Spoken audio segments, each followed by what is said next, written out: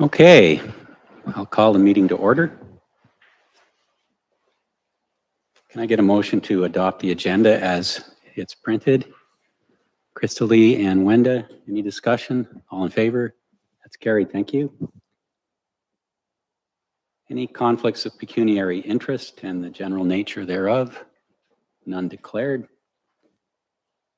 The minutes from our March 4th, 2024 meeting. Can I get a motion to adopt those minutes?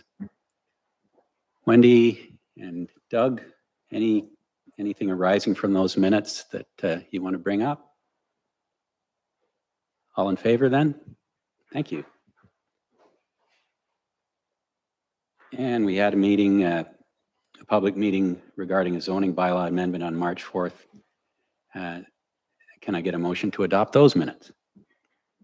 Krista Lee and Wendy, any discussion? None? All in favor? That's carried. Thank you. We have 3 delegations this evening. The first one is from Nathan Bruce at 414 Dewey Road. Nathan, do you want to come up to the microphone there? If you press the silver button, it should activate a red light indicating it's functional. And the floor is yours. Thank you, Your Honor. Can you hear me? Thank you, Council, Your Honor. I'm here tonight representing my family, our family property at 414 A to Z Dewey Road. We've been property owners down in that area for about 40 years. And recently, my immediate family has started to proceed through a development process to build a dwelling on our lot of record. And through that development process, we had some questions, and we're speaking with Mr. Sands and Mr. Thompson about what would it look like going forward for that nature of that road, given current pressure that's there, that the land users and the future, and what that would look like. With that in mind, we had some ideas that we wanted to bring forward to council regarding those questions. And as you see, included in your agenda is a summary document of some of the stuff that we were thinking about and seeking limited winter maintenance request. And basically, the opportunity to review that idea and explain some of the benefits to adopting that for our cottage roadway. So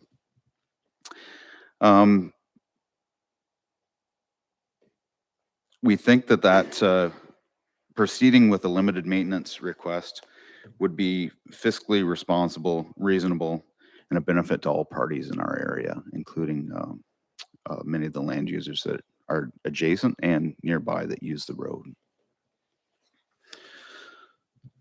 So the second slide, the few slides to append to the summary here tonight for you. First slide just kind of shows where the roadway is. So it leads off of Dewey Road just before the hill. This is our entrance. It's on the north side of Vardy. So it leads down into the northwest shore of Vardy Lake. It's about 2.5 kilometers. It's almost 3 kilometers long down in there. The roadway is currently seasonally maintained, and it's just wider than your average vehicle.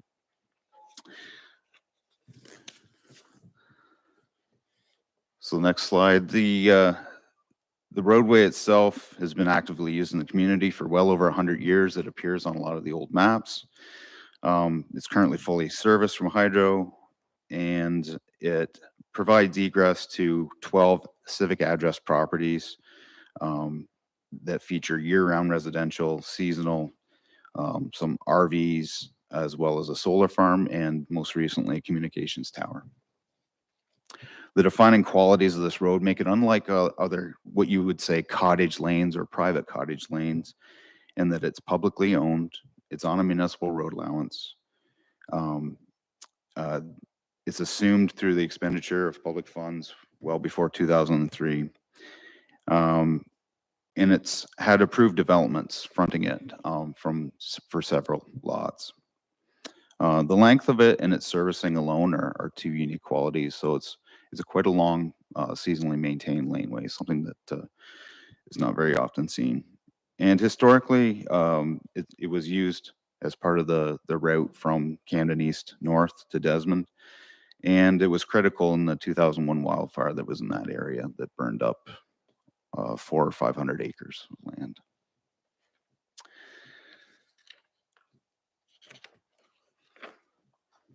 And the next slide just demonstrates the historic map that shows the location, if you're not familiar with that. And the context on the outside edge there just speaks to road allowances and their existence, and how that relates to the municipal act.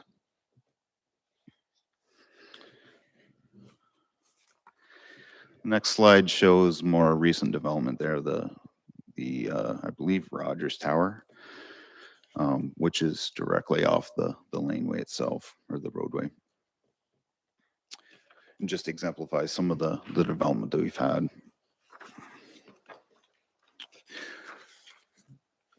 The next slide is the zoning.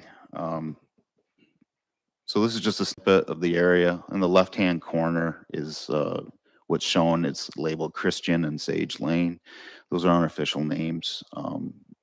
Currently, it's officially known as 414 A to Z. You can see down the bottom corner of the laneway is the seasonal residential properties that were zoned originally seasonal residential and now are RLS, as according to the newer, more modern bylaw. The zoning for that area is kind of unique in itself, where it has seasonal at the end of a seasonally maintained road, and there's only a couple other examples of where that looks like that. I think in the North Shore, Beaver Lake, there might be a few lots off Donahue Road, to give you an idea of how this would relate to, you know, other areas. It's kind of unique in that sense. So for the next slide, I just wanted to explain a little bit about MMS classes. So if you're not familiar with that, all roads in Ontario through Municipal Act are governed by the minimum maintenance standards, MMS. These are a classification of the roads based on their usage, predominantly traffic patterns, and they're classed 1 from 5, and those stipulate the different types of service and the servicing that they get, and the quality or the type of the road that they are. So for class 6 roads, those regulations don't apply. Municipalities can adopt their own standards to govern those roadways, more or less just in a way to offer service for roads that are outside of, we'll say, the urbanized or township level of main road, which is common for rural Ontario and not so common for, you know, big centers like the GTA. So according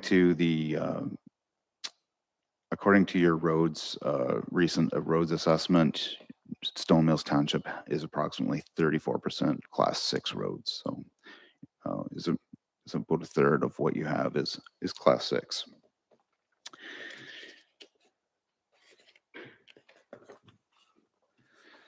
So for class 6 roads, as I said, that service level doesn't necessarily apply as per the Municipal Act. Municipalities can choose what they want to do for that type of road. A lot of municipalities go forward with a policy that subdivides that class 6 into a representative listing of the road types that they have. So in a more northern area, you might have a lot of forest access or crown roads, and some seasonally maintained cottage roads, and some private roads. And each of those subclasses gets some type of service dedicated to it to help govern and manage it for the roads department. In our idea to go forward with Dewey Road, we're suggesting that the township adopt a class 6 policy that explains servicing on all of those roads. and kind of subcategorizes them according to what you're already currently doing. In this instance, the idea here is that you would include a limited winter service class, and that's quite unique. It does appear in a number of municipalities, but here in Stone Mills, it's currently not part of the policy or the maintenance levels. The exemplary policy language below takes a snippet from a couple of different municipalities on how they react to work on a class 6 road throughout the winter.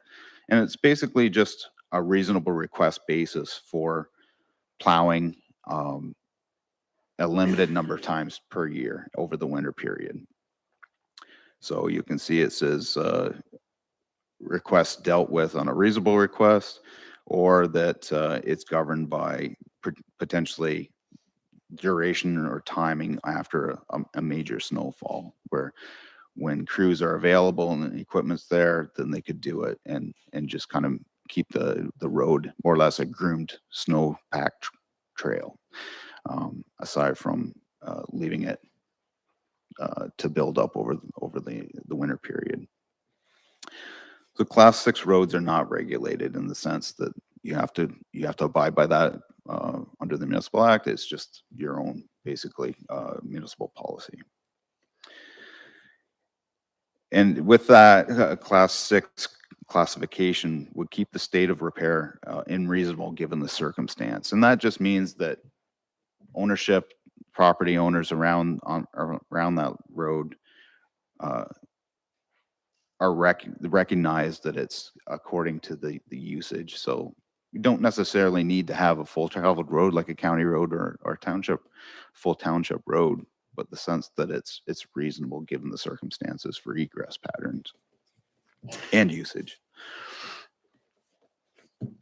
So by adopting a policy like this and a subcategorization that would include limited winter maintenance, there are a number of benefits to the community. I know there would be opposing arguments that would suggest the cost of this would be too great to do, but I think if we look at the benefits and some of the circumstances that are there, that might be that argument might be irrelevant. Potentially, from the cost perspective, this would be limited to only a number of times per year. You may be able to use existing equipment and not necessarily, we're not necessarily suggesting that you could take a gigantic plow truck and get down there, but maybe you have a blower or a 1-ton truck or something like that that would suffice in the instances where it's needed. Or potentially it would align with some other future maintenance program that it would allow or permit those appliances or those equipment to be used there in the same situation. So the other thing is it changing the nature of the road, and that's not our intent. The road is used and somewhat maintained in the winter periods already. This would just be a recognition officially from the municipality that you've got a response to servicing with your own vehicles, your own staff, and to your own standards that are transparent and clear for everybody to understand. So if we look at some of the benefits to the community at large, it's desired oversight, reduce risk and improve safety to access. It eliminates confusion regarding services, constitutes the state of maintenance given the circumstance and expectation of reasonableness, and it supports the current property access needs and potential for the future. Just to exemplify that, if people are permitted for development down there and they can build homes or houses or cottages or whatever you want to call it, they still have to have insurance on those dwellings, and you still have to keep up with some type of, whether or not it's seasonal access, you still have to keep up with some type of reasonable oversight of that property and those buildings to keep your insurance valid. So that's just one example of having, better access or improved access. Benefits to the community for the township itself. This would introduce policy clarity with service expectations and explain different roads across the board. It would be fiscally responsible improvement with limited expenditure. So by doing this here, we're proposing that the certain qualities of this road and only the ones that are like it would potentially receive that type of maintenance treatment. This isn't for every road. It would only be to the standards set by the municipality, given the circumstances. And this growth or improvement means a recognition for the evolution in servicing. And that's something that you would help future development on this road or any other road for folks to realize what, what they have if they purchase property or if they go to develop property. This is the steps that you need to look into to go forward with that and have improved access.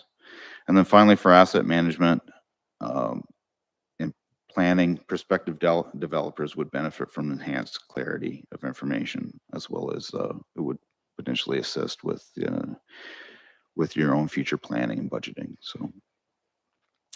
So I appreciate the time to give you some of this information about the idea that we have in our proposal, in an attempt basically to improve access to our area and also help out the community by large. So thank you. Thank you, Nathan. Any questions for Mr. Bruce or comments at this point? Can I get a motion to receive the delegation? Wendy and Doug, all in favor? That's carried. Thank you. Thank you. Our second delegation this evening is from Dennis Mahoney regarding maintenance on Brady Road. Dennis, if you just press that silver button, that will activate the mic and the floor is yours. Thank you very much. Yeah, appreciate you allowing me to come in here and speak to you, voice my concerns. Basically I'm on Brady Road. We built a house there about 22 years ago. I'm fourth generation on the road, so I've got lots of exposure over the years being on the road. About 7 years ago, I would say, roughly, things kind of changed, and I haven't seen the machine myself, but I've seen what it leaves behind. And it basically comes in and splinters all the trees. And that's fine if you want to clean ditches. There's lots of, underlying small shrubs, brushes, thorny. I take no exception with that at all. What I can't figure out, and I'm not the smartest guy, but I can't figure out how they determine what should be ground to splinters and what's left. So there doesn't seem to be any rhyme or reason. I did send some pictures in. That picture is just Brady Road, and you can see the ditches aren't super well defined, but there is lots of low-lying brush along Brady Road that could be cleaned up. I have some other pictures though of what is left behind. And John, it seems to be random. That was right at my property. That was done about 3 years ago. About every 3 years, this machine comes by and just seems to be indiscriminate. And that was in 2021. I took that picture. There's other photos that just happened in the last little while. You can see mature trees just ground to splinters. So that was 20 feet up in the air. A tree is ground like it. Again, it doesn't make any sense to me. I've tried to engage with the office without any luck. And so I don't know if this is even the right forum, but I appreciate the opportunity to at least come in and voice my concerns. All I've ever asked for is some training. So you're giving the keys to somebody. This machine, I can't imagine what it looks like, but all I've asked for is some training and some direction to the operator. Just clean the ditches, but maybe not ravage the mature trees. Even if they were to cut down and gone altogether, I'm not here to save the trees. My greatest fear is that I come home one night from work and my entire road has been ravaged. That's all.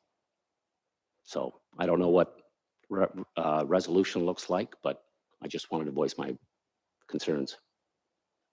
Thanks, Dennis. Any questions for? Yes, Wendy, go ahead. Could we just have Jeff Thompson speak to this? Because I think he knows the equipment that's being referred to here. Jeff, do you want to talk about that brushing instrument? I'm not sure what you actually call that thing on the end of that long arm and what the procedures are supposed to be. Yeah, so I don't know if there's a particular question that you want me to answer, but Dennis, how are you? We spoke in 2021, just before Christmas, and Yeah. I think we had email correspondence back and forth January, February. January, And that yeah. was the last time we spoke. Yeah. So this year we, and that's when we cut in 2021 was Brady Road with our tractors and arms. So we have a new machine with on the hoe, which reaches higher heights. Yeah. And a lot of these areas are, it's hitting the buses and any heavier equipment or any taller equipment. So we get complaints. So that one was probably hanging over and the buses were hitting it. And the other location that we cut this year was Brady and Airport, and it was daylighting the stop sign. You couldn't see the stop sign. So Yeah. this is a normal practice all over Ontario, Eastern Ontario. We've cut well over 40, 50 kilometers this year with no complaints. It does seem to be random, Jeff. Yeah. It appears to be random. The mature trees I've seen, where there And I know in there's the odd tree that's canoping over, but that one that was ground there was no worse than the one beside it. Like I'm on this road every day. In our conversation in 2021, you want me to promise that we wouldn't do it again, and I wouldn't promise that. No. Actually, I wanted to have a discussion about it, and I wanted assurances really that there'd be training and some direction. Our operators are well trained. Okay. So Any other questions for me? Any more questions? Or Jeff or Dennis? Well, I share your concern to a certain extent, Dennis, in terms of the aesthetics. I know it's very efficient. Before, what we did was we had people with chainsaws and maybe just the regular rotary mowers in the ditches. But this thing leaves a very ugly scar on every road that it's used on. And it seems to me, Jeff, correct me if I'm wrong, that when we first started using these types of machines, there was a follow-up to cut stubs, like ragged stubs and maybe ragged stumps and things like that. Does that still happen, or did we ever do that? And it's just my imagination that's playing me tricks here. There was conversation about, especially the red cedars, they do stringy leave it, but the new machine we have, it actually can grind it right down. We've been on Freeman Road for the last week probably, and it mulches it down really fine. But the higher branches just stay like that one in that picture. That's and that we would have to hire a boom truck to clean that stump off. Like, yeah. I understand the economics of it. I don't think the township has the manpower to go back and clean up.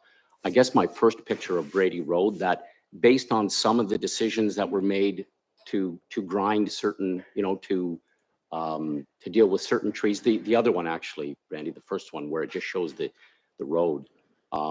Based on some of the decisions that are made by the operator, you could make a case for every single tree being ground down, or at least they would just leave the top 3 or 4 or the bottom 3 or 4 feet of it. So that's kind of my concern. And there are lots of things in the ditches that make sense to clean. I'm not opposed to this. I'm just trying to sort out if there's a way to make sure that we don't ravage the neighborhood, because I have to live there.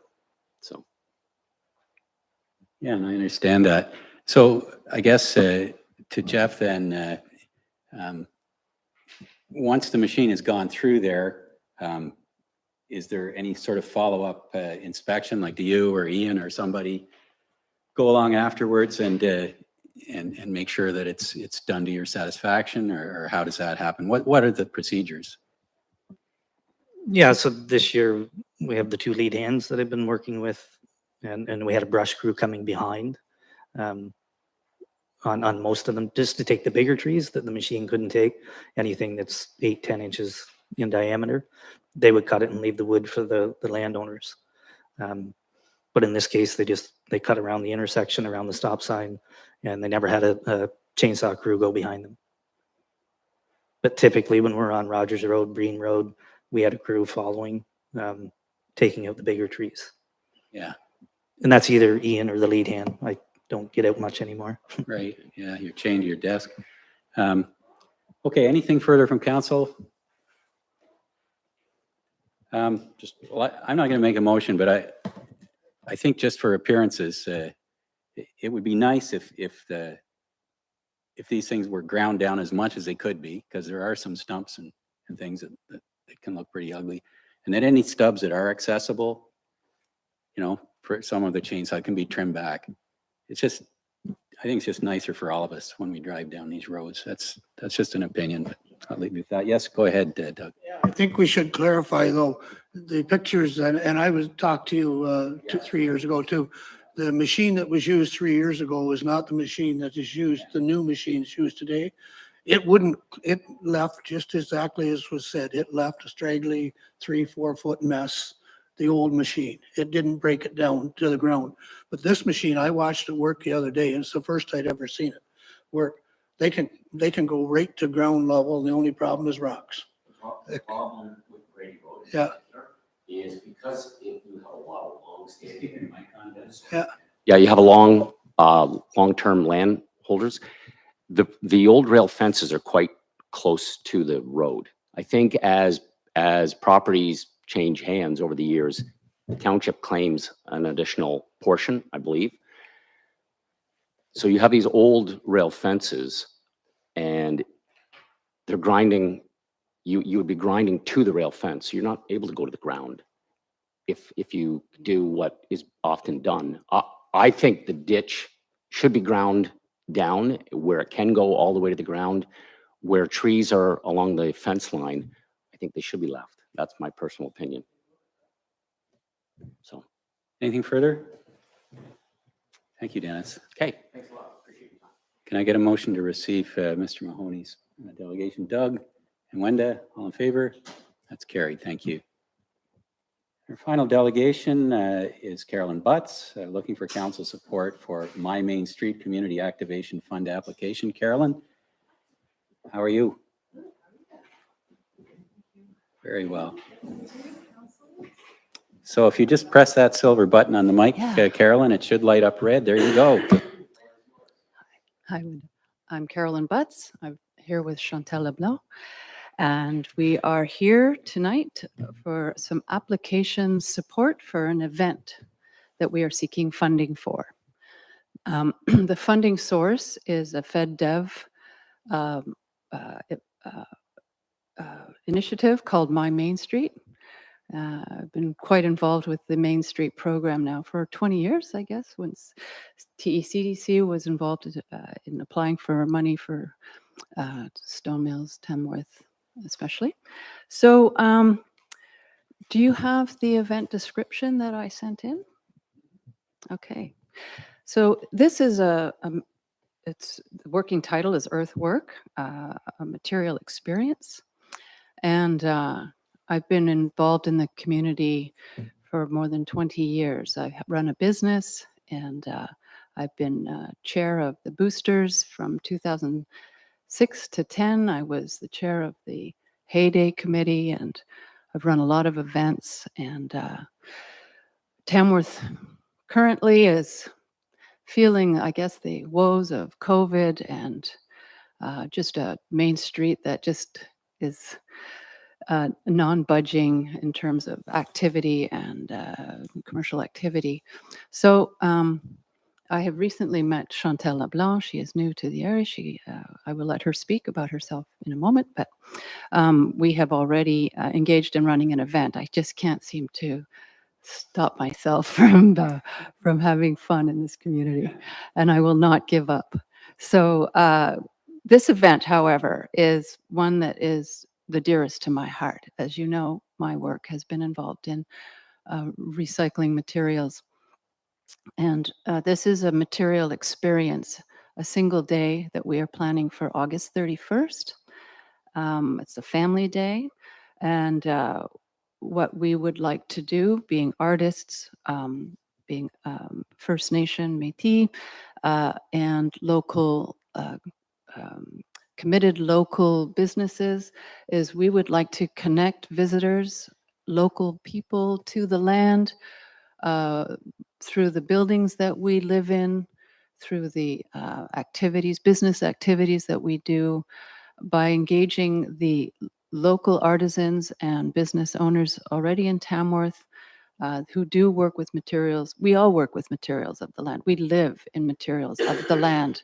And we would like to have a day of experience, of hands-on education that will connect us back to that very notion, so that there is an element of understanding, appreciation, and respect that we would like to again bring back to our lives for all that we garner from this land. I'd like to introduce Chantal Leblanc to tell us about herself, to tell you about herself and where she's from and what she's doing in our community already.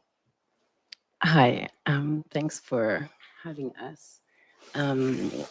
So yes, my name is Chantal Leblanc. I'm also an artist, sculptor. I've been working in the arts, organizing events and doing public art all my life. I recently moved in the area.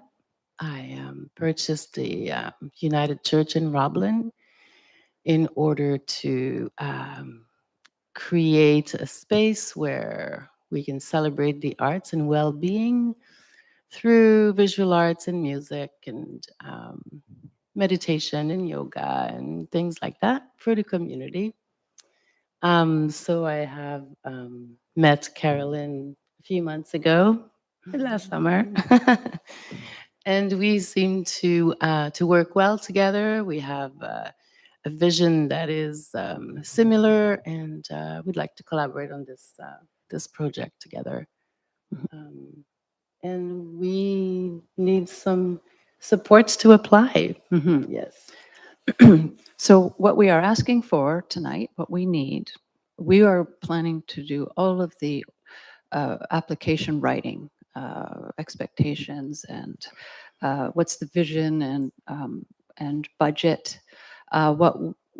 Because we don't have the business to apply, it does require a municipality or a county or a not-for-profit. You know the standard routine of these applications, especially for FedDev. So we need to come through you. We are asking for you to take what we provide you. We would need you to provide a balance sheet, an income statement, a cash flow statement. I can slow this down. A statement of retained earnings, and submit it.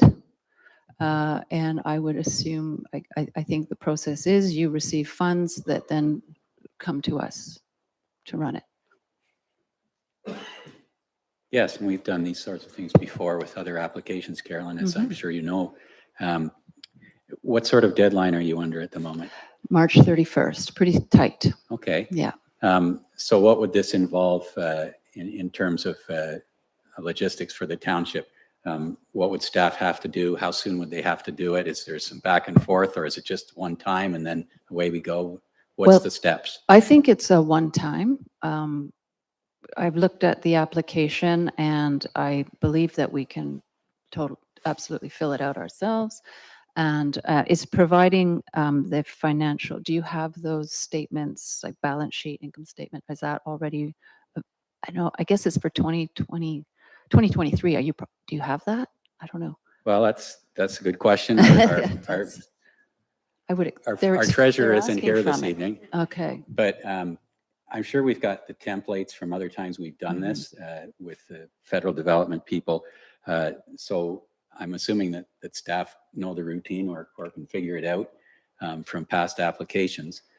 So what I would ask council is if you have any questions for the delegates, and if not, would you be willing to make a motion to act as the sort of the transit point or whatever you want to call it for this application so that we can expedite it before the end of March? Doug moves.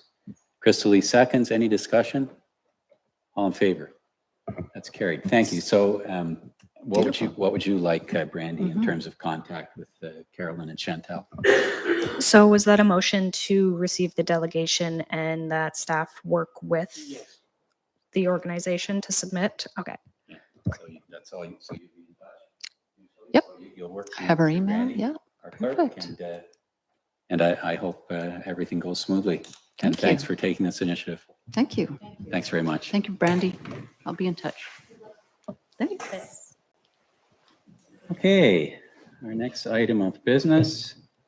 Township Clerk Randy Teeple, Autism Ontario requests to participate in autism awareness.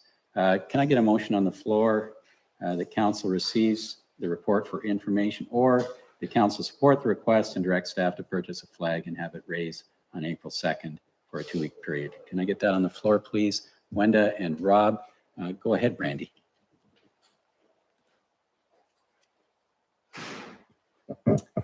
So staff were in receipt of a request from Autism Ontario. In reviewing the flag flying policy, council can, at their discretion, raise the flag for a 2-week period. The difference with this request was that we would have to purchase the flag in the amount of $25. So I did make reference to what was included in the council donation budget, which was $12,000 less $1,500 that's already been used for the year. Discussion, or so you're willing to let the motion stand then? So all in favor? That's carried. Was that to support? Yes, Okay. that was your second option there. Yeah. Okay, fees and charges bylaw. The recommendation is its report be received for information and that a public meeting be scheduled for 5:30 on the 15th of April in order to consider proposed increases to building permit fees pursuant to Section 7 of the Building Code Act, and that a notice of the public meeting with intent to pass an updated fees bylaw be posted on the website. Can I get a mover and seconder to get that on the floor? Wenda and Wendy. Go ahead, Brandy. So nothing further to add to this report, just if there's any questions. There was reference to some policies and legislation that we do have to follow for timelines. So hence the reason for scheduling the public meeting. Okay, so are there any questions or further discussion? So the motion stands. Yes, Rob? Just a quick question in regards to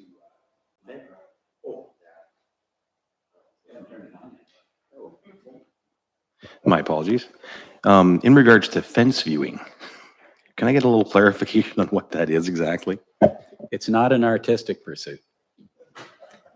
Brandy, go ahead.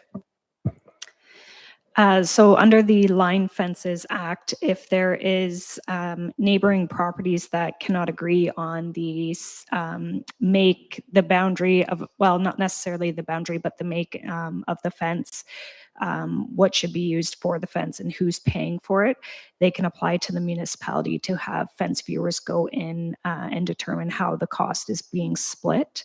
If it's a matter of the boundary of the fence line, that would be up to a surveyor to conduct that. But the municipality does have the authority under the Line Fences Act to charge fees to recuperate the cost for the fence viewing, which can be quite costly of a process. And in all my time on council, I can't remember a single incidence of having a fence viewer. I bet you can. Yeah.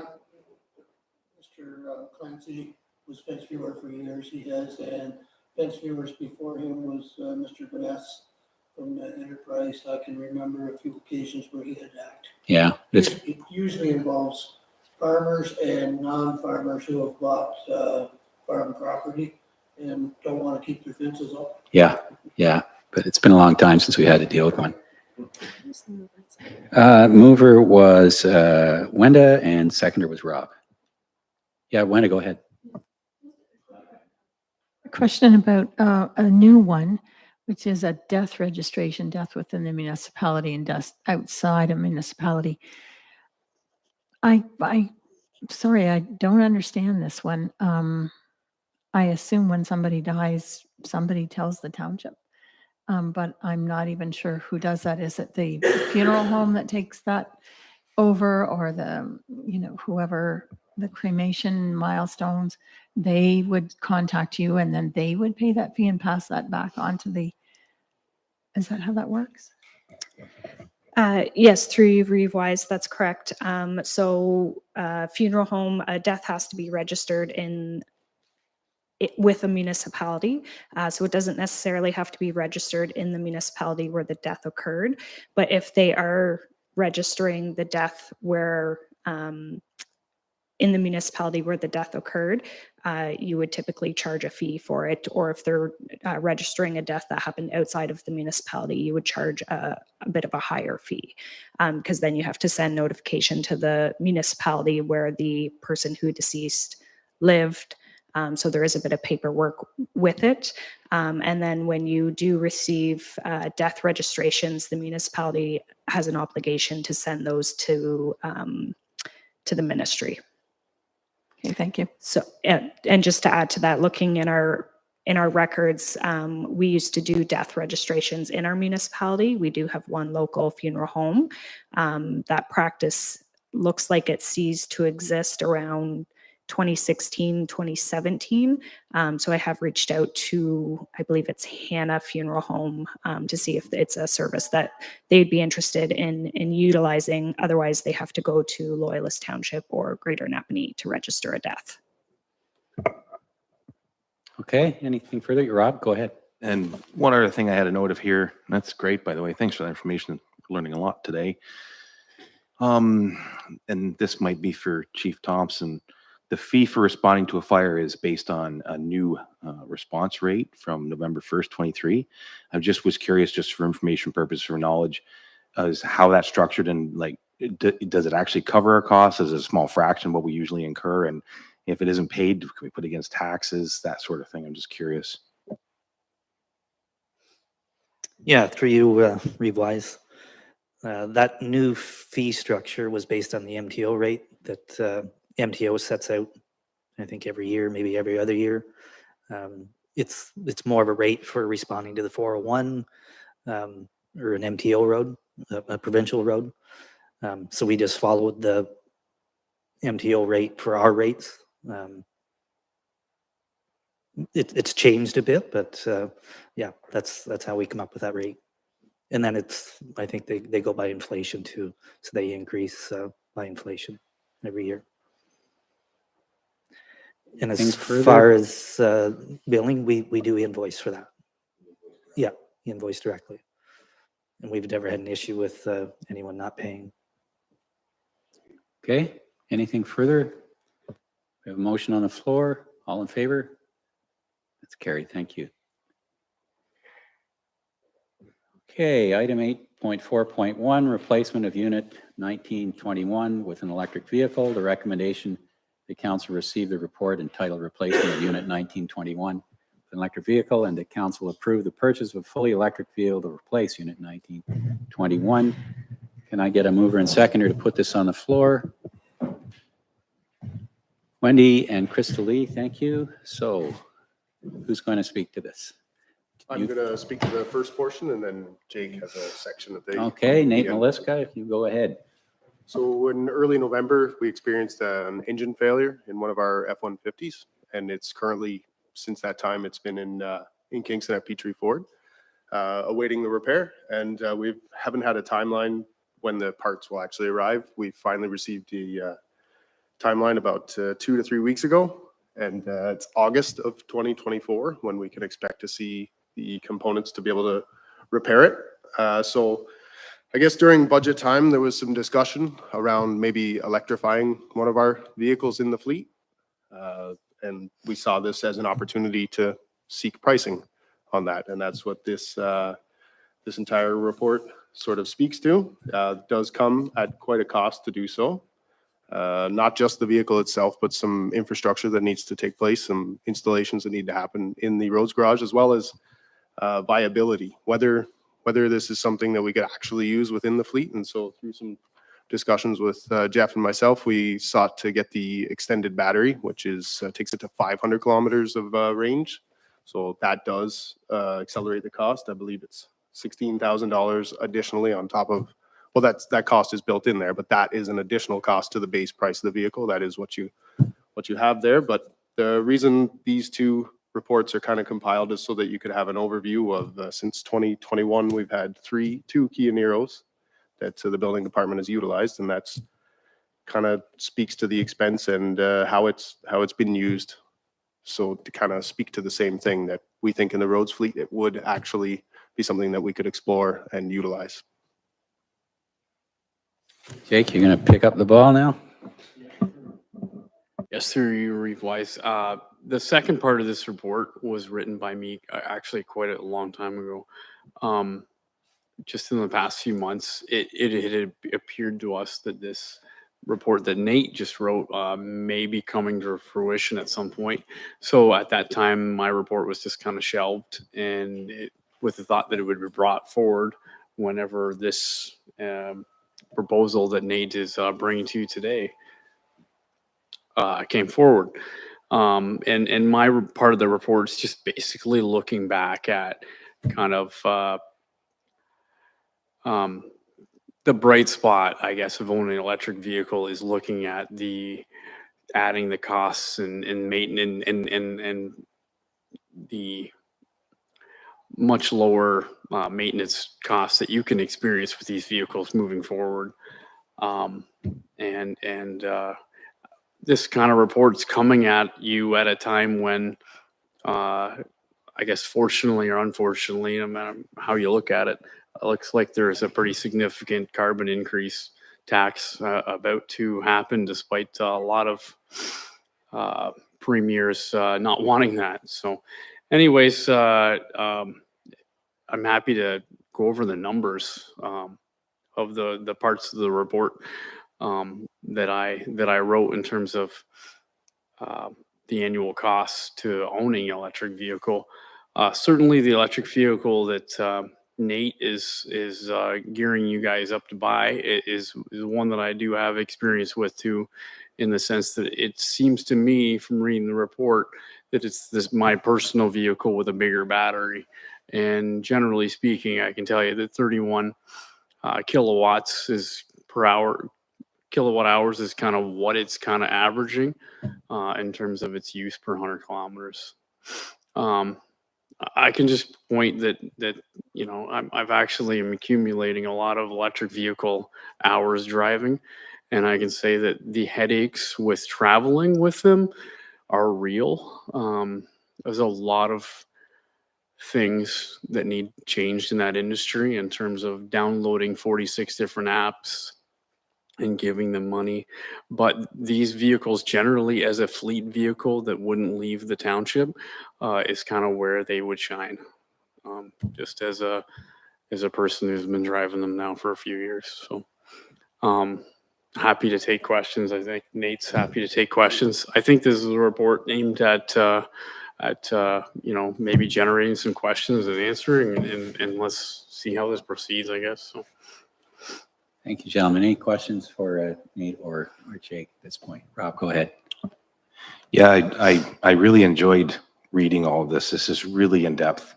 You both did a lot of work on this. There's a lot of numbers. There's a lot of real numbers, because it's a big decision. This was not something anybody expected. We were going to have to take a 2019 vehicle with $178 on it and basically almost dispose of it. So it's, I don't have any issues with the electrical part. In matter of fact, you make a great point, Jake. Range anxiety isn't as much of an issue when it stays within the township. Finding charging stations isn't as much of an issue when it's charged at home. It does serve that purpose better. One of the things I'm looking at here, and I'm hoping you're gonna deal with it, is that on a 93,000, well, the total overall true cost of ownership for this truck is 93K. But at 88.2 for the truck, and I get it, this is preliminary, but $1,000 discount from the dealer represents a little over 1% discount on almost $100,000 purchase. Seems a little light. Also, it's a 2023, so it's last year's model, which means you think they would be encouraged to make it go away. So something we should look into. $8,500 trade, that truck with a working engine is retailable with 30K. So it seems crazy that even if it doesn't have an The engine, cost of the repair was 14. So if you, they're in the ballpark. It is a little low. Absolutely. 25 to 30. And this was the quote was based on a conversationally just kind of bring it forward and we didn't. No, There's no one saying yes, go ahead. So no, of generally, course. And that's where I want to bring, before it does get to that point, I thought, those are the things that concern me for the sake of the ratepayer. If we're already telling them $25,000 more is going to be the total overhead versus a gas vehicle, then if they make us a little better deal, or we can find a better deal on the electric one, well, that makes it even more feasible and a possibility. So those are the things that came up to me looking through this. But you're right, if we're going to try an electric vehicle in that fleet, it seems like a genuine possibility this might be the one. there is an option to downgrade the battery as well. Like because 500 kilometers of range is the upgraded battery, and Jake would have to speak of this specifically. I believe it's about 350 with the base battery. Is that what you have in your personal? Through your worship, yeah. So I would, and I've encouraged the public works staff based on the fact that this would be a lot of persons driving this vehicle's first experience with this vehicle. That my vehicle is sort of the super cheap version that, you know, if you buy it, it'll be something where every roads employee driving it will say, wow, it's just, you know, it would be nice to have a couple hundred kilometers. They'll say that every time they get into it. And I just think that if you're giving a lot of people their first experience an electric vehicle, I just highly recommend they don't buy the one that I drive back and forth to work every day. That's just my personal opinion on this. So. Yeah, we've had that conversation before that there might be a little regret there on your end when it comes to the battery size, that's all. And also I know that this vehicle is likely going to do some towing. So if it's doing some harder work, then that range is going to drop. And that seems logical. What is the cost difference between the extra range? I think it's 5K. Is that right? 16,000 for the extra. I'm a little range. light on that. Yeah. So the base vehicle price is 69,000 for a base vehicle. Interesting. I wasn't aware of that number. It is quite high. Yeah. I know this is an emergency purchase, so we can possibly pass around the usual, tendership and so on. Based on that, is there an option of, I see that there's 500 engines waiting to be put in these vehicles. Yeah, sorry, 500 on back order. Yeah, back order. Yeah. What that indicates to me in my automotive experience is that this may be prone to recall somewhere in the near future or class action. So I'm just thinking to myself, if we can get that home and sit on it for 2 months and find out Ford's going to replace it and no charge, would be to our advantage, wouldn't it not? Could be. That is a risk that's whatever direction that you choose to take. That's absolutely the one we would. Seems to make sense. And then can we farm this out to other Ford dealerships in the area and see who can throw us the best possible deal? Should we go that route? We absolutely could explore that opportunity. It just happens to be that the vehicle is there and their used car department assessed it and gave us their assessed value. That's why because it was already there for the repair. Makes sense. Yeah. Okay. That was the reason that dealership was chosen, not for any other reason other than that's where we received that vehicle. We took it back for warranty. The warranty had expired, so that's why it's kind of landed there, so to speak. No problem. I kind of figured that if it's there with no engine, it's kind of hard to go shopping, isn't it? But you can push it around Kingston. But I got to make it myself that just based on this, I wanted to make sure that I can tell it's very preliminary, but your numbers are impressive. I'm keeping an open mind about everything, and you've got me sold on this being a really good possibility. It's just make sure we're looking after the ratepayers is always my number one concern. Okay. Yes, Wendy, go ahead. Hi. I was doing some research as well, and I see with both our federal and our provincial government, they do provide grants. The grant person here, they can provide up to $5,000 for a vehicle, and they will also provide around $7,000 for the charger. Thank you. And the other thing is Hydro One also provides a rebate for municipalities and homes that have chargers, and you can apparently apply to get rebates. I understand we have some chargers in some of the hamlets. I don't know if we can go to Hydro to say we get a rebate for those chargers. I don't know how that might work, but those are a few options if we're going to go with an electric vehicle. Maybe let's see what our governments have. I don't know how fast the turnaround is or what the deadlines are or if they're open, but it might be something to look into. Thanks, Wendy. Anyone else? Yes, Doug, go ahead. Yeah, Rob kind of stole my thunder. I was gonna talk about the same thing. We have to do the best job we can for the public, okay? And if they just see us sole sourcing something, there's gonna raise a lot of red flags. So I realize that Ford is the only one right now that's making a model that's available. I did some checking today. Dodge doesn't make anything, and GM says they're making something, but they won't tell you when it's going to be available. So I guess it's not there. So, but I think at the very least, and we do have a process where we can do, it's not a tender, but it's a quote, a request for quotes that we could go out and give a few days. They've had this truck kicking around since 23. I really don't think it's going to go tomorrow. Okay. And on it. So, and I'm like Rob, I don't think they've discounted it enough.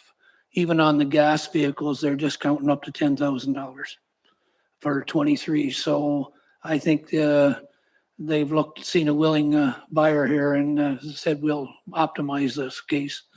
I think we should take at least the rest of the week and go out to within a reasonable range of Ford dealers, Belleville around within, 150 miles and see if they can, if they don't have one, can they get one that's comparable to this? And that way we'll know that we got the best price. It's been competitively priced. That's what I would like to see. Other than that, I'm in favor of trying it. Yep. Anyone else? Nate, do you want to respond? I do have a question. If you would like me to explore that, would you like me to, in the quote as well, add in a trade-in, or where are we with the other? That's okay. With the opportunity to trade as well as, okay. Okay, anything further? Anyone? Well, I'm glad the engine failed in the old truck because it gives us a chance to try an electric truck. Oh, with that sugar and the gas tank? Yeah. They call it, green activism. I mean, doing right by the ratepayers means a lot of different things. We've got purchasing policy to always consider the environment and so on in all our policies, procedures, and purchases. I don't know what the specific language is, but this would certainly be a case where that would come into the decision. The long-term ownership costs are what offset the upfront higher capital cost, if we can believe the projections of people who study these things. So, I mean, at the worst, it seems to come out about even if you keep the vehicle long enough. On the other hand, a lot of these vehicles are still in the early stage of development, and we don't know really how long the batteries are going to last under real-world conditions. But I think it's up to public institutions to take the lead where possible and find out. It's not a massive risk. We're either buying this electric truck or we're buying another gas or diesel truck for 15 or 20,000 less, and then we're putting emissions into the atmosphere and creating the kind of global chaos that's starting to become more and more apparent every day. So I think serving the ratepayers includes that larger concern for the entire planet, in fact. And that's not a grandiose statement. That's a fact that we live with every day. So I'm very much in favor of it. What I'd like to get from Rob or Doug, who have been thinking in practical terms about the negotiations here, is a motion incorporating the concerns that you have and how you would like staff to approach the purchase. I would move that we competitively bid this by phone over the next, and I'm going to say this week period, And also, just, we should look into the grant process that Wendy found. Do you have anything to add to that, or? No, I think that makes total sense. The other thing too is, just for the sake of Petrie's, I don't want to demonize them. They were the ones that are willing to give us something to start with. Anybody can beat a price that they have in front of them, right? It was preliminary. I want to make that very clear, and I want to make sure they're included in all of this. They may sharpen the pencil quite quickly after this. Yeah, good point. Yeah, for sure. Yeah. The other thing too is, in regards to your statement about the longevity of the batteries, the current vehicle has 187,000 kilometers. It's 4 years old. The one with 178, pardon me. So 178, 4 years old. So in my opinion, as much as I don't believe the batteries in this truck will be worth much in 10 years, it's not going to make 10 years. So based on the use of the previous vehicle, the predecessor, it makes total sense that we're not going to have to deal with a vehicle that has 60,000 kilometers and the batteries are no good and it's worthless. That's not going to be the case. We're going to use it up to most of its life. That's why I see it. It does have a logically. 96-month warranty and 160,000 kilometers. Obviously, we'll breach that in 4 years, but we will be covered if we use it in the same fashion that we did previously. Whether that is the way it's dispatched to be used or however it is being used, we may actually have warranty for at least 8 years. So. Even the function of the vehicle with the frunk in the front, I could see that for the utility purpose of it, that'd be very valuable for the purpose of the vehicle's service, right? It is worth noting that this thing will be parked inside every night.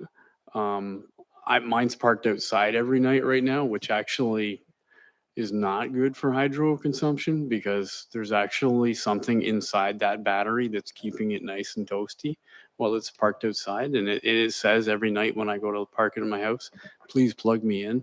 It's really cold out. So, I think that would actually increase the battery longevity as well, being as how it's in a climate controlled environment every night. So. Okay, anything further? Yes, go ahead, Randy. Just so I can have clarity on the motion on the floor. So we do have a motion on the floor by Councillor McDonald and Councillor Woodcock that council received the report entitled Replacement of Unit 1921 with Electric Vehicle, and that council approved the purchase of a fully electric vehicle to replace Unit 1921. We do have a request from Deputy Reeve Davison to request quotes by phone to local Ford dealerships in the area this week. Is that considered a friendly amendment by the mover and seconder? And to look into the grants? Okay. Yeah, and let's is make it all one. Is that okay with you guys? Yeah.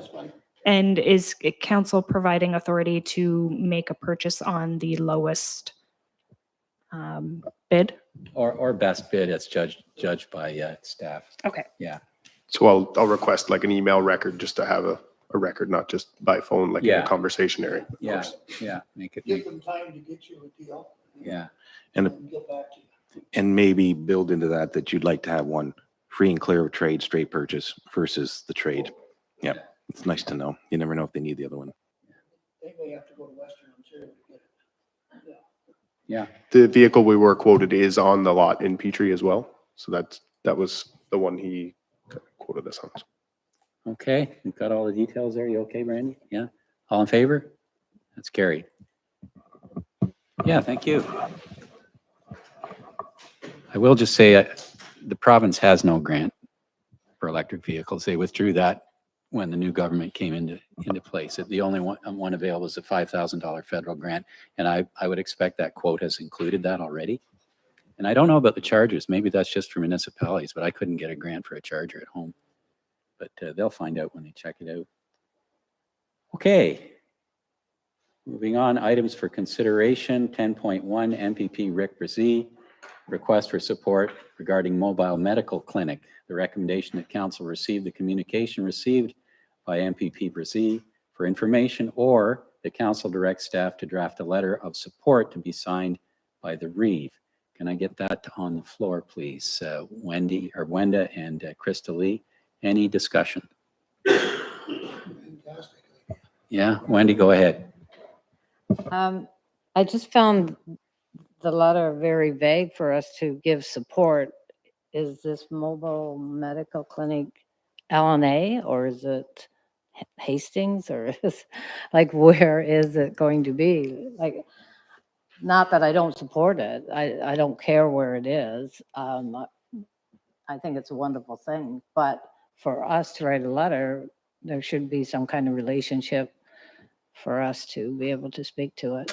So I received the letter maybe at the same time as staff or maybe beforehand. It was a good month ago.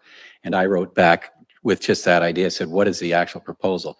And the response I got from Rick's office was, they can't make a proposal that's legally or whatever the parliamentary rules are. They're looking for a support for a concept for our area. They didn't specify whether it was the county, the township, the region. I suspect they're talking about the riding, but they can't even say that. So what they're looking for support for is for the concept of a mobile medical clinic in our area. We aren't really committing to anything. It's even less than we're offering to Carolyn and Chantel in terms of practical help. It's support for an idea.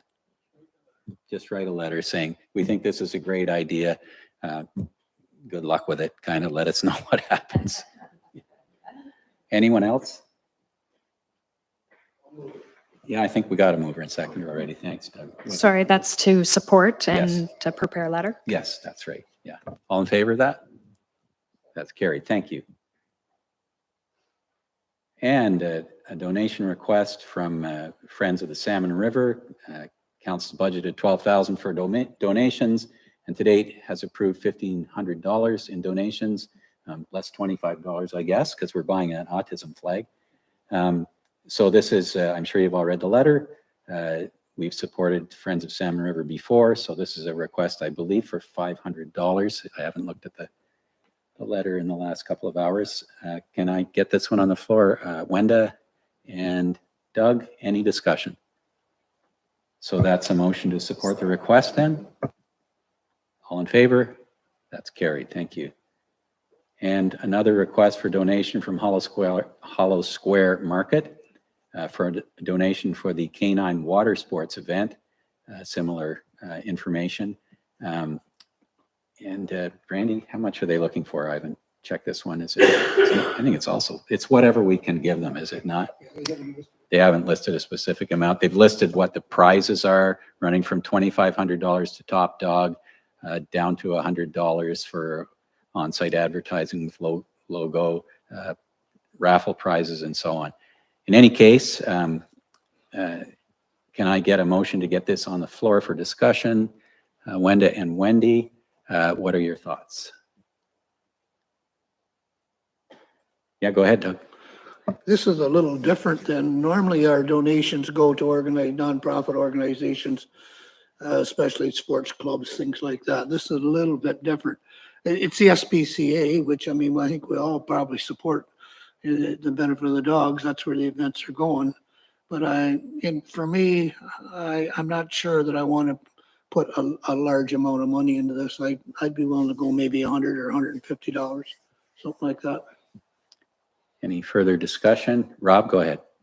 I agree with Doug. I think it's fascinating. I was reading it and I thought, this sounds like a lot of fun. I'd like to go. But on the other hand, you can eliminate quite a few of the top prizes. I mean, if you think about how much money we have for the whole year and we're only just through the first quarter, it would be difficult to do much more than what Doug mentioned. I was thinking the same. I was thinking the $100, and maybe if we could do the other 50 as maybe a raffle prize or something like that, we could pick something up or whatever to kind of go with the bottom two and show our support. I think it's great. It's going to happen in the township, but the money raised is going to leave the township directly. Well, I think we all benefit from LNA SPCA, but I just think that's where we should be at. I agree with Doug. Okay, so can I get a specific motion then with a specific amount? I'll move $150. Okay. Sorry, we had a mover and seconder to get it on the floor. So if the Councillor Lalonde wants to make a motion, how it's received, and then if the Councillor McDonald seconds that, then we'll go with that. Okay, everyone clear? Sorry, can I get clarity? Yep. So $100? I'll go with the 150 that Doug recommended. 150? Yeah. Feeling like an auctioneer again here. Sold $150. All in favor? That's carried. Thank you. It does sound like a fun event, seeing the dogs go through all this. Sounds to me from the looks of those prizes, there's a pretty big entry fee. Yeah, yeah. Well, it's a fundraiser. Yep. Okay, and items for information, 11.1, notice of public consultation, reconstruction of Peel Street, Addington Street, and Mill Pond Drive in the village of Tamworth. The recommendation is that the notice of public consultation be received for information. Can I get a mover and seconder for that, please? Crystal Lee and Rob, any discussion? All in favor? That's carried. Thank you. New business and statements from members. Anyone want to bring something forward? When to go ahead? Yeah, I'd like to go back, if I could, to the agenda item that Mr. Nathan Bruce brought up regarding his suggestion to provide some limited winter maintenance to for 14 A to Z. We received the report and I thought the presentation was given, but we didn't really discuss his suggestions. And I wondered if we could have some discussion on that now. Yes, I suppose. Well, you could have done that at the time. I could have, but I just wanted to receive the report and move on. But as we moved on, I thought, you know what, we should have been discussing what he asked. And I didn't know if there was more conversation, more background, like, you know, Mr. Thompson is very aware of that road and what are his thoughts on that? And, you know, what kind of limited, would it be every snowstorm or every other snowstorm or only snowstorms that accumulate 10 centimeters and that kind of thing? And I just thought there needed to be more discussion based on his presentation. So. Sure. Yeah, and I have no objection, Wenda. Just give me a hard time. So what specifically would you like to bring forward and maybe have Jeff comment on? Okay. Or would you like a report from staff on the concept of creating a class 6 road and what the parameters would be? Or what are you suggesting? Yeah, that's exactly what I'm looking at. Is a little, I hate having my back to you when I'm talking about you. Yeah, go ahead, Jeff. Yeah, the class 6 road intrigued me because I wasn't too aware of what that was all about. So that was a very good discussion and presentation. And I thought I am very on board with the fact that we are opening up some of these roads. People build there knowing that they're seasonally maintained and limited, whatever. And I get that. I really do get that. But we have had some interest in looking at providing some limited maintenance to that road. And I just wondered what your thoughts were, really, before I would even entertain a motion. Well, thank you. Through you, Revise. Yeah, we can report back and give, what a class 6 would be and what the minimum maintenance standards level would be on a class 6. We can kind of create our own policy around that. There will be some capital cost improvements to get it to a state where we actually can go in and whether it's the turnaround area, whether it's some widening out so we can actually meet another vehicle coming in and out. Like Mr. Bruce alluded to, it is a one-way in and it's 2.5, maybe 3 kilometers long. You'd hate to have someone back up or one of our vehicles have to back up. So if we had some, bypasses, 2 or 3 of them on the way through would help for, the maintenance in the wintertime. Right now, the summer maintenance is very minimal for us. We grade it 3 or 4 times a year, add a few loads of stone in some of the low spots, and that's about all we've done in the last 2 or 3 years. We haven't trimmed much brush yet, but that's coming. We got the new machine. We'll just go in and clear cut. But it's council's wishes if they want to. And going forward, I don't know what it looks like as far as the planning with Mr. Sands being away. What's that open up for, future development? If we take it on as a class 6 and maintain, are we going to have, another 5 homes or 6 homes in that area, which at that point would increase the maintenance level. Maybe not from a class 6, but the expectations from new people building new homes they're going to want it plowed a little more regularly. Right now, we have California Road, I believe, is our only road that's a class 6 where we might plow it, 2 days after the storm. The last 2 years, we do have a full-time resident in there now, which, you've received some calls on that. But other than that, and then we have another one off Norway Lake that we do the same kind of maintenance. We plow it 2 or 3 days after the storm, depending on the snow depth. So it's not out of the question, but there's a lot of things that come with it. The development one is my thing. If we end up with a lot more development in there, is going to increase what we have to do. Wendy, go ahead. So how do you use a snowplow to go in there, and how do you get out? How do you turn around? Through you, Revise, there is a pretty decent turnaround at where we maintain it to now, although it's in someone's driveway. But it's set back, and it's a decent turnaround for us. But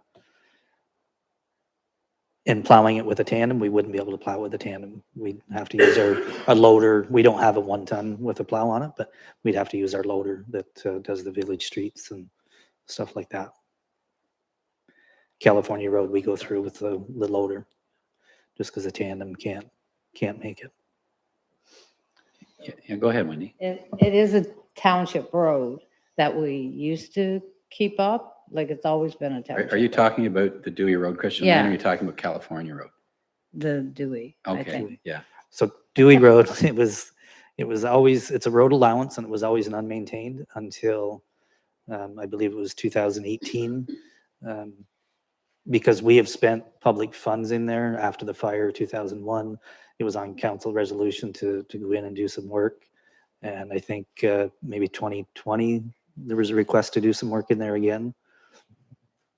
19, maybe? Yeah. So once we've put public funds into it and we've talked to our solicitor, we automatically have to carry through that maintenance that we've provided, which was gravel and grading, especially after the fire. So that's why we made it seasonally maintained, because that's the only level of maintenance that we have completed on that road. Does that make sense? Yeah. Anyone else? We need a report. Make the motion. Yes, I'd like to make a motion that we task staff to come back with a report on for 14 A to Z road for exploring the possibility of limited winter maintenance. Does that sound? Second. Yes.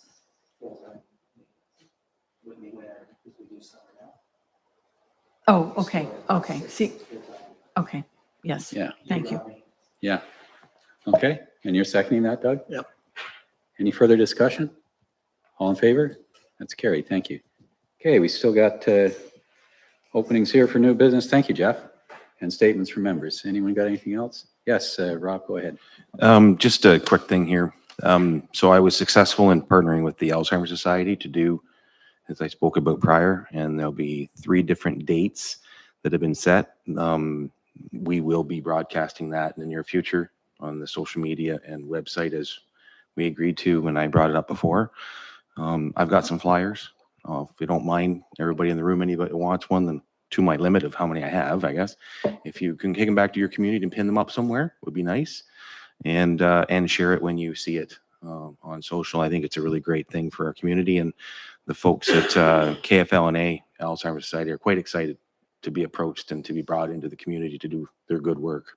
So Wednesday, March 27th, Wednesday, June 26th, and Wednesday, November 27th will be the dates. And I just think it's wonderful. And Tim Hortons Napanee has stepped up to donate Timbits and coffee for everybody to be happy and full of sugar. So I just think it's really gonna be fun. And I just think it's just super that we can get these people out, because with our demographic, as we know, this is a big thing. It affects a lot of really great people in the township. And some people just have questions and they just don't know where to go. So let's sting. So for the benefit of people here who aren't sure what you're speaking of, what will take place on these evenings, Rob? Yeah, so what's going to happen is I'll use Wednesday, March 27th at 1:30 p.m. The first session. It's taking place at the Friends Meeting House in Moscow, which is across from the United Church. They've been generous enough to donate the venue for that. That was their suggestion. And that should target that part of the township, including Yarker. And you come in and have coffee, tea, and some Timbits. Sit down, and Lorraine Ross from the Alzheimer's Society, KFLNA, will come and do a presentation, a question and answer period, answer questions about services that are out there, what to watch out for, how to cope with it, and the general challenges of dealing with yourself or friends or relatives that have dementia or Alzheimer's. And it's just a really great time for people to get together and, in their comfort zone, in their community, ask about these things that are difficult to deal with. There'll be 2 other sessions where we staggered them out. So March 27th, then June 26th, the sun will be up longer. We know people don't like driving at night sometimes, so that will be at 7 p.m. at the Stone Mills Rec Center in the multi-purpose room. And then we get to November 27th. These are all Wednesdays. At 1:30, we're back to darkness in the evening, and that's in Newburgh Hall at 1:30 p.m. So 1:30, 7 o'clock, 1:30 throughout the year. Just watch for it on the site, and I'll try to get this out there more often as we go along, closer to the dates. But yeah, it's going to be a really great thing. Next year might only be once for the year, but to get things started, I thought let's really hit it hard. Good. Thanks, Rob. Thanks for that initiative. Anyone else have anything for? Yes, Doug. Yeah, and on Saturday, I had the opportunity to attend the big breakfast in Enterprise at the hall. Had an excellent breakfast. They did an amazing job putting what they put on. I mean, if you were hungry, you weren't when you left, to be quite honest with you. It was pancakes, scrambled eggs, sausages, bacon, toast, different apple chutney and berry sauce for the pancakes, coffee, juice, good orange juice, not tang. It was a well put on presentation. Although the reason I mention it is we've all received some communication on the hall. And I did have a question, a concern. They had all of the tables out on the main dance floor, or a number of tables out on the main dance floor. And I wondered why that happens. And that's something I think maybe we, in our report that is forthcoming, should address. We have an area that was specifically built in the 1990s to accommodate tables off of that floor to protect that hardwood floor. Dragging tables across it and food being spilled on it and that sort of stuff. I'd just be a little bit, no matter how careful you are, it can happen. I think we should consider, making a statement that for the use of all users of the hall, that the food should be stayed in the side area where it's specifically set up with tile floor and everything, and that way the tables don't have to be dragged either. So, other than that, it was a good. I recommend it to anybody to go to it. It was a good deal. So, good breakfast. Thanks, Doug. Anyone else? Rob, go ahead. I'm glad you bring that up, Doug. I can speak to that as well. Again, really glad to see the community getting together, and I know the money raised goes to different various charities they've chosen and so on. But it is concerning that I know that the tile floor was originally, if that's the whole purpose, was built. It was built there in 91 by a lot of volunteer efforts and a lot of money raised so that 100-year-old original floor could be preserved for generations to come. And it's not, I know that there's a photo in the hall of the tables and chairs set up for a wedding. But if you look at that photo, and I've got a lot of experience with this building, they're set up lengthwise and not the other way. And the reason that is because it was a wedding and there were speeches on the stage. And with the pillars from the eating area being in the road, every so often there's kind of an exemption made for that because it's only once a year, maybe once every 2 years. But when you have an event that happens every couple of weeks on a very frequent basis, then the facility suffers for the function. And I don't think that's I don't think the ratepayers want to spend $10,000, $20,000 or $30,000 repairing the floor when we spent 100 years protecting it from that exact issue. So again, it's difficult because you see what they're doing and you're so happy that money's going to the right place. You don't want to be the naysayer, but we have to think about the cost and those that came before us and have protected that sort of thing. and it doesn't need to happen, like there's no real reason why other than preference, that's why we have procedures and policies. Wendy, go ahead. So I'm just, correct me if I'm wrong, did we task staff with looking at a policy exploring certain restriction limitations or whatever to various halls? And if we did, then we're waiting for the report on that, right? And I think, was flooring included on that, the hardwood flooring at that hall? Maybe it should be. Kitchen and that sort of Yeah, maybe the utilization of the floor service should be part of that report. To I'm see sure if, Jake is aware of all these issues in that facility and what's being asked and more. Yeah, so we'll be hearing his take on that at a future meeting. Anyone else? Yes, Wenda. so Councillor Fenwick reminded me of something I should be bringing up, but unfortunately it's on the same date as the one that's happening with the Alzheimer's Association. So on March 27th, there is going to be a panel discussion for anybody who wants to come and listen on exploring opportunities and challenges for leadership in vulnerable populations. So there's going to be a representative there from Anguanata, from Morning Star Mission, and from the Napanee Interval House. And they'll also be looking at homeless issues, Indigenous issues, women's issues, and they'll be discussing the opportunities and the challenges within our region with vulnerable populations. So that will be the Newburgh United Church at 7 p.m. on the 27th of March. It doesn't conflict because yours is at 1 o'clock in the afternoon, Oh, right? perfect, perfect. Yeah, as a matter of fact, it would be great if we coordinate. I'll watch for that Mhm. and do them both. Like I'll try to broadcast that together because that would be a wonderful thing that they Perfect. could do them both. Good. Anyone else? I have one thing that I've been meaning to bring up for some time and should have written it down, and tonight I remembered.